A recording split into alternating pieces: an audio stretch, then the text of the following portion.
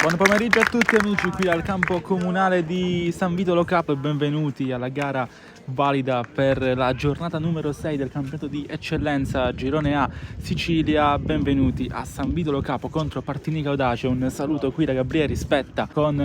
la Vardera che va alle parti di Caronia, ancora largo a sinistra il numero 10. Caronia ancora mette questo mancino al centro, Rosone anticipato una volta, deve uscire poi Rusconi, non c'è niente per il direttore di gara, salva quindi sulla linea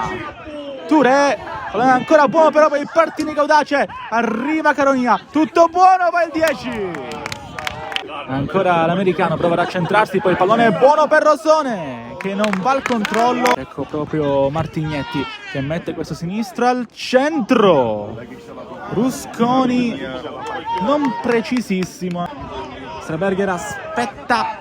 l'arrivo di San Severino, poi a vuoto Touré, occhio quindi qua Macaluso, quando è lui, Macaluso è in aria, viene fermato nel corso di questo secondo tempo, magari è un cambio che vedremo più spesso. Ora occhio a Garcia che prova a girarsi, poi Di Giorgio si propone largo a sinistra, Garcia che mette il traversone al centro, pallone ancora vivo, può andare Mustaccia, colpisce Guaiana, incredibile, occasione per il San Vito.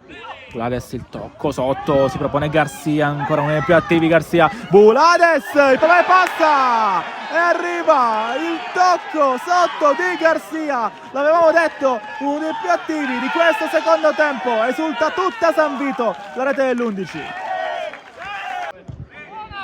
Una che arriva proprio lì però, dove c'è Ndiaye, a vuoto, Abdou Ndiaye, ancora Ndiaye, può andare il numero 6, strapotere fisico per l'esterno che va da Issa, ancora Issa, guarda la porta, Issa, Longo, non trattiene e mette in calcio d'angolo, per il San Vito, lo fa e arriva il triplice fischio, impresa San Vito che ferma il più quotato Partinica Audace, basta la zampata di Garcia al 55esimo